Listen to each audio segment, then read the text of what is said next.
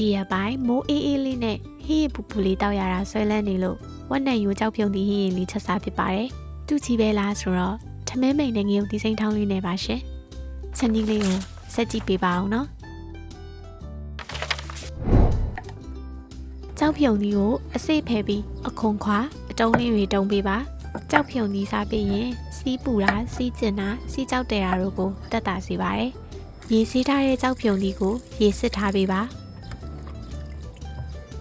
ဝက်နဲ့ရိုးတွေကိုအညှိအချွဲနဲ့သွေးတွေပြောင်းအောင်လို့ရှောက်လက်ကားရီစားထည့်ပြီးဆေးပေးရင်အခုလိုမျိုးဖွဖွတက်တန်လေးဖြစ်သွားပါတယ်။ရေဆေးထားတဲ့နယ်ရိုးတွေကိုဂျင်းရိပ်လေးညှစ်ပြီးနှက်ထားလိုက်ပါတယ်။ကြက်သွန်ဖြူနနံပင်အမြင့်နဲ့ငရုတ်ကောင်းစေးတွေကိုစီလေးနည်းနည်းနဲ့အနက်မိုးအောင်လို့လော်ပေးပါ။ပြီးရင်နှက်ထားတဲ့နယ်ရိုးတွေထည့်ပေးပါ။အသားတွေကထွက်လာတဲ့ရေတွေခန်းသွားရင်ရေကိုလိုတလောက်ထည့်ပြီးအသားနုအောင်လို့ပြုတ်ပေးပါနော်။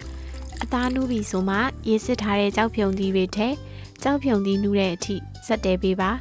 ဝက်နဲ့ရိုးရဲ့အချိုရဲ့ကြောက်ဖြုံသီးရဲ့အချိုရဲ့ရရှိပြီးသားမို့စားလေးနည်းနည်းနဲ့ပဲငန့်ကြာရည်လေးနည်းနည်းပဲထည့်လိုက်ပါတယ်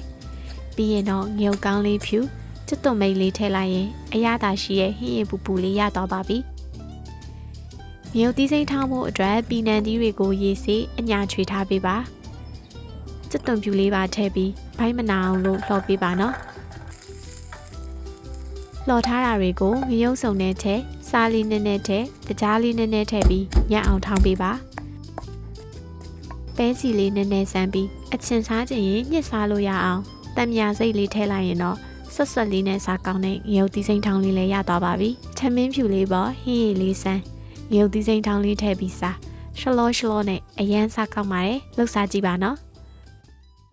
ပူတေးတိုးလေးကိုကြည့်ပေးတဲ့အတွက်ကျေးဇူးများတင်ပါတယ်ရှင်